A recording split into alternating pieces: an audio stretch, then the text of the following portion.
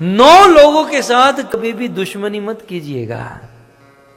9 लोगों के साथ 9 लोगों के साथ कभी भी विरोध मत कीजिए। वे 9 लोग कौन हैं? पूरा लिस्ट बता रहे हैं 4थे श्लोक में।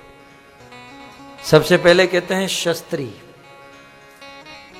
यदि किसी के हाथ में शस्त्र हो और हमारे हाथ में शस्त्र न हो तो ऐसे शस्त्री के साथ कभी भी विरोध ना करें, क्योंकि वो तो तुरंत घोड़ा दबा देगा। वो शस्त्री कहे कि तुम गधे हो, हाँ भाई गधे हो, क्योंकि गधे को भी बाप बनाना पड़ता है? तो शस्त्री से, चाणक्य पंडित ने नीति शास्त्र में भी लिखा है, शस्त्री प्रमेदी नृपति शठो वैदो धनी कवि बंदी गुणित अति ख्यातम वर्भिन विरुद्धत्यताम। इन लोगों से विरोध नहीं करना चाहिए। आप सब लोग इसे याद रख लीजिएगा। मैंने माता जी को इसलिए आगे बुलाया क्योंकि लास्ट में उनका नाम आ रहा है। तो सबसे पहले शस्त्री, जो जिसके हाथों में शस्त्र हैं उनसे विरोध ना करें, कभी भी चला देगा। दूसरा, मर्मी। कुछ लोग होते हैं जो हमारे साथ बहुत साल बिताते हैं, बहुत समय बिताते हैं मित्रता में हैं। और मित्रता में क्या होता है, हम हमारा जो मर्म होता है, हम हमारी जो सीक्रेट होते हैं वो सब कुछ बता देते हैं।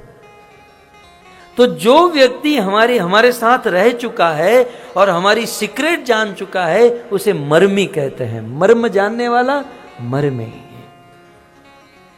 तो जो हमारा मर्म जानता है, जो हमारा पास्ट जानता है, जो हमारे साथ निकट अंतरंग पार्षद है, उनसे कभी भी विरोध नहीं करना चाहिए, नीति कहती है। मर्म जानने वाला। अब ये मनहर मेरे से कभी विरोध करेगा क्योंकि मर्म जानता हूं उसका, उसके मोबाइल में क्या क्या है मैं सब जानता हूं। मर्मी। तो मर्मी से कभी विरोध नहीं करना चाहिए क्योंकि मर्मी अपना मर्म। जैसे विभीषण के साथ रावण ने दुश्मनी मोड़ ली और विभीषण ने राम को जाकर बता दिया कि रावण को मारने का एक ही प्लान है, उसके नाभि में अमृत कलश है, उसे सुखाओ तब मरेगा। मर्मी। यदि इस मर्मी को रावण ने नहीं छोड़ा होता तो राम जानते ही नहीं थे रावण को कैसे मारना है। मर्मी। भक्तों, इतिहास में बड़े बड़े राजा बड़े बड़े युद्ध को जीत कर आते थे, पूरी दुनिया के बादशाह होते थे, लेकिन इतिहास के बड़े बड़े राजाओं को गिराया है किसी ने तो उन्हीं के लोगों ने। मर्म जानने वाले मर्मियों से ही राजा मात खाए हैं। इसलिए राजा हो, नेता हो, लीडर हो तो मर्मियों से सावधान रहो, ये नीति कहती है। और कितनी भी कीमत चुकाकर मर्मी को कभी मत छोड़ो। मर्मी से दुश्मनी जीवन का पतन करा देगी। तो पहला है ये मारीच है? कितना ज्ञानी है मारीच है। मारीच ने रावण के साथ संवाद करते हुए सोच लिया कि 9 लोगों से शत्रुता नहीं करनी चाहिए। पहला है शस्त्री, ओके, दूसरा है मर्मी, अब तीसरा है शस्त्री मर्मी प्रभु सठ।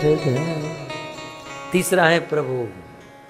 प्रभु माने स्वामी, प्रभु माने लीडर, राजा, प्रेसिडेंट।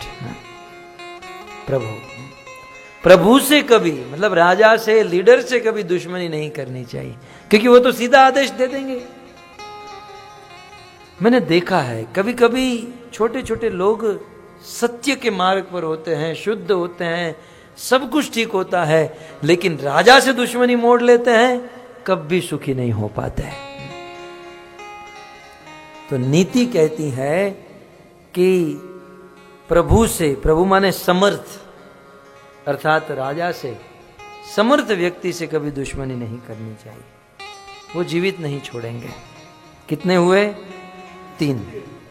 चौथा है शर्ट। ये मुझे चौथा पॉइंट तो बहुत अनुभव हो चुका है। जो शर्ट है, जो मूर्ख है, उनसे कभी दुश्मनी नहीं करनी चाहिए। हमारे गुरुदेव कहते हैं कि बुद्धिमान से दुश्मनी अच्छी है, मूर्खों से दोस्ती करो उससे अच्छा है किसी बुद्धिमान से दुश्मनी कर लो। ये मूर्ख लोग आज नहीं तो कल तुमको लेकर डूबेंगे। तो शर्ट से कभी भी वैर नहीं करना चाहिए, न वैर न दोस्ती। शर्ट से कभी भी कोई नाता नहीं रखना चाहिए, क्योंकि जो शर्ट होते हैं वो अपनी हानि या लाभ स्वयं ही नहीं जानते हैं। वो यही नहीं समझ पाते कि इसमें मुझे हानि है या लाभ है, लॉस है या प्रॉफिट है। तो शर्ट 4। 5वां है धनी। धनी के साथ कभी पंगा नहीं लेना चाहिए। यदि चैन से जीना चाहते हो, शांति से भजन करना चाहते हो, तो धनी से कभी भी दुश्मनी नहीं मोड़नी चाहिए, क्योंकि धनी धन देकर खरीद लेगा, कानून को खरीद लेगा, सबको खरीद लेगा। तो धनी से दुश्मनी ना करें। और जब समाज में जब झगड़ा होता है तो लोग धनी का ही सपोर्ट करते हैं, धनी के ही पक्ष में चले जाते हैं। वो तो खरीद सकते हैं आदमी को। तो धनी से कितने हुए? 5 हुए। शस्त्री में प्रभो 60 धन, वेद बंदी कवि भानस गुण। वेद, वेद माने वेद, डॉक्टर से कभी झगड़ा नहीं करना चाहिए। वेद से, डॉक्टर से कभी पंगा। कुछ लोग डॉक्टर के साथ झगड़ा कर लेते हैं। मान लो किसी हॉस्पिटल में आपको एडमिट किए और फिर जब वहाँ से छुट्टी मिल रही है तो पैसे कम कराते हैं और फिर कहते हैं हमारे पास कम है, ऐसा वैसा है। तो डॉक्टर एक बार तो कह देता है ठीक है चलो, लेकिन अगली बार तू आएगा। हाँ? दूसरी बार जब जाते हैं तो कोई गलत दवाई दे देगा कहीं ना कहीं। तो वेद से कभी भी दुश्मनी नहीं करनी चाहिए। 7वां है बंदी। बंदी माने बंदी, मागध, चारण, भाट, ये जो होते ना। अब आप कहोगे आजकल बंदीगण कहाँ मिलते हैं? आजकल तो बंदीगण बहुत लोग हो चुके हैं, न्यूज़पेपर की जरूरत कहाँ है। यहां पर कुछ बात हुई सीधे पूरे पुकेट में पता चल जाएगी। इसे बंदी कहते हैं। बंदी, सूत, मागध, बंदीगण जो होते ना, कि यहाँ की बात वहाँ, वहाँ की बात वहाँ, और उसमें भी अपना मिर्च मसाला थोड़ा सा डालकर सजा धजा कर हैं सब जगह पर। तो ऐसे जिसका ऐसा स्वभाव होता है कि दूसरों को बात करने का, यहाँ की बात वहाँ करने का, उससे कभी भी शत्रुता नहीं करनी चाहिए। ठीक है। 7। 8वां है कवि। कवि से कभी दुश्मनी नहीं करनी चाहिए। कवि जो है संसार में अपकीर्ति फैला देंगे। कवि से कभी दुश्मनी नहीं करनी चाहिए। कवियों में आप वक्ता को समझ सकते हो। कवियों में थोड़े बहुत वक्ता आ जाते हैं। किसी वक्ता से दुश्मनी कर ली तो माइक तो उसके पास ही है, वो तो जहां जाएगा वहां बोलता रहेगा, है ना। तो कवियों से दुश्मनी नहीं करनी चाहिए। 8 और 9वां है भानस गुनी।